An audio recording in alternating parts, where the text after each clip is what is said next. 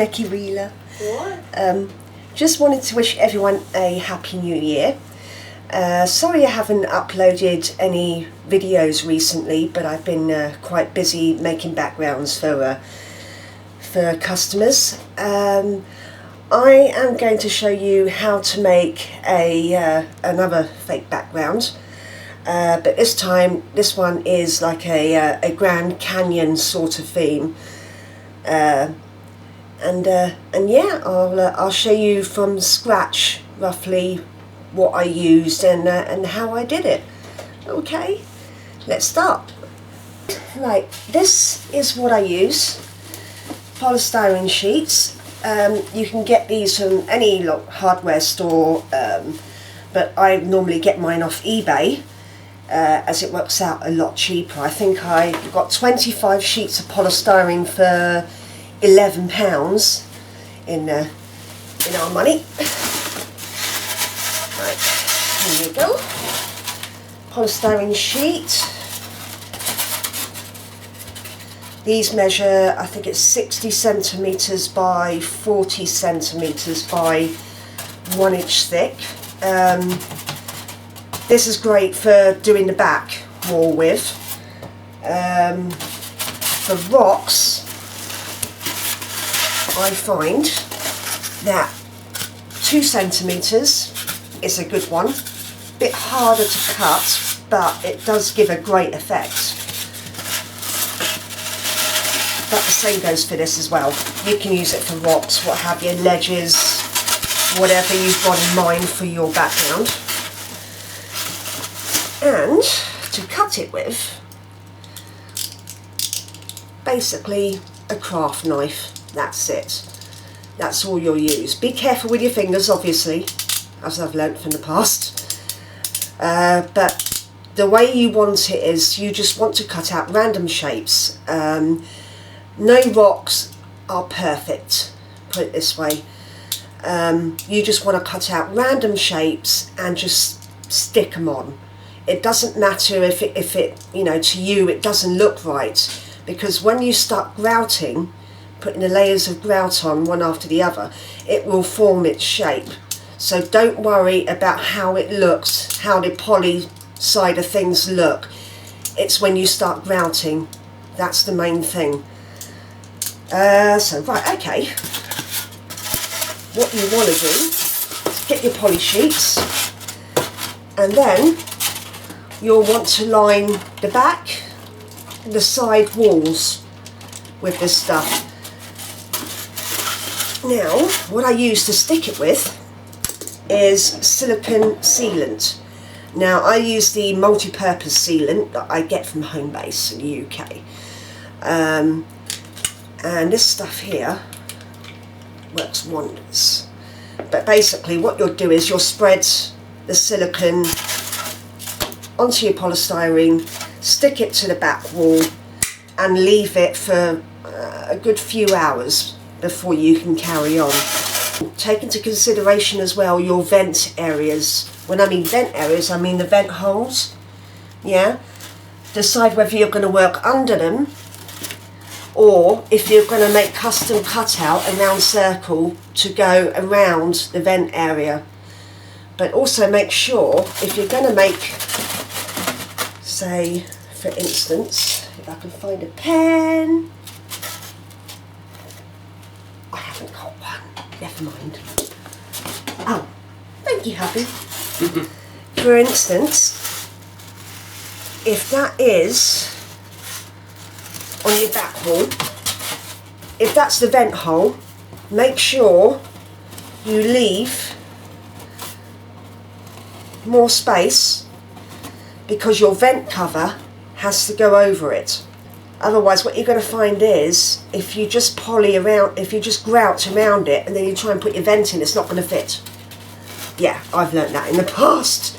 So yeah, always give yourself another centimetre or 2 centimetres gap from where the vent hole is.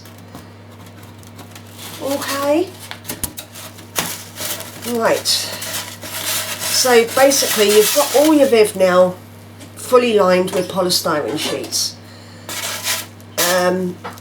I don't know what sort of design you've got in mind or what have you, but if we were doing, for instance, something like this, the Grand Canyon Viv, be random. You know, a lot of people draw out plans and what have you. I don't work that way. I find if I draw out plans, they never quite come out the same in the Viv, so I just basically start cutting and sticking in using the silicone, obviously. So I've got a thick sheet of polystyrene here, which is 2 inches thick. I did have some large, like, size sheets about the same size as this one, but obviously I've used most of it for inside this Viv. Right, okay, so you want to cut a rock shape. Okay, there we go, one sort of rock shape, there you go. There. What you want to do is, you want to take the edges off, yeah? So, carefully with your knife, just take off the edges, yeah? And again, on the bottom, like so. By the way, this is a very messy job. Have the hoover next to you. I guarantee it will spread everywhere. Even the cat gets poly balls on her.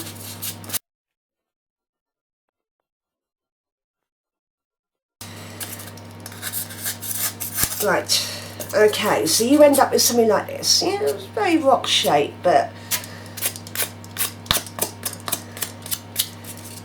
yeah, it's fine, but it's still a bit smooth. So yeah, but I learnt the trick from the reptile forums, which is basically get a lighter to it. Now be very careful. Yeah, it's a lighter. At the end of the day, it's fire. I'll show you what to do. Make sure you don't breathe the stuff in. It gives off fumes, so if you can, do it outside or wear a mask. Yeah. Obviously I haven't got that. I'm only burning a tiny little bit, so it should be okay. Now, obviously, what I normally do is I would stick this in the Viv first, yeah? Just make a whole load of these, all random, different shapes. Doesn't matter, big, little, medium. Doesn't matter what size, how they look, yeah? Stick them all inside the Viv. Leave it for a good few hours for the silicone to stick, yeah? And then, fire. And all you do is you'll run the flame over, yeah? Don't leave it in one.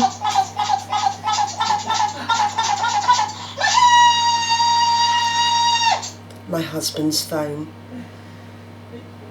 You have a message. Sorry. It's okay.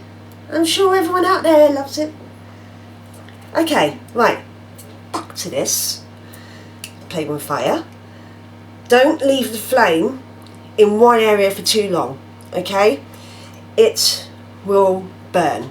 Once it starts burning, it doesn't stop and you kind of have to blow it out. You start panicking.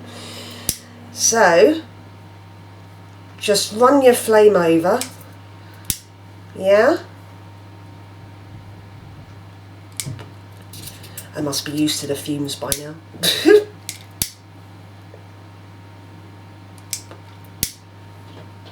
Yeah?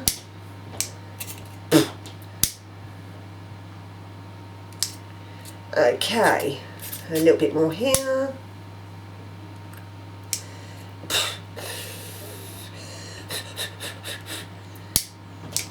And then what you end up with, I don't know if you can see, is your rock shape. Yeah?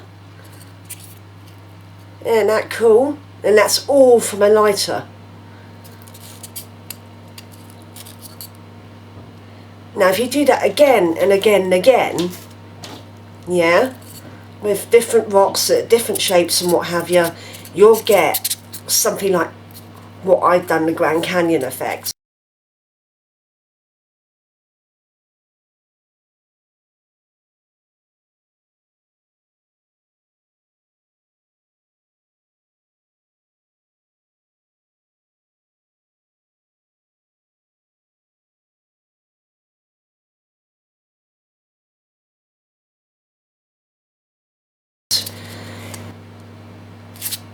That's pretty cool.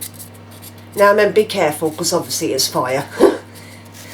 But yeah, it doesn't take that long at all. And obviously if you don't want to burn your fingers, you can get one of those long tube-like lighters that you can use for candles and birthday cakes and cookers and what have you. They're obviously a lot better, and that's really what I use for this one, because all the little knots and crannies, and yeah, this got a bit hot after a while.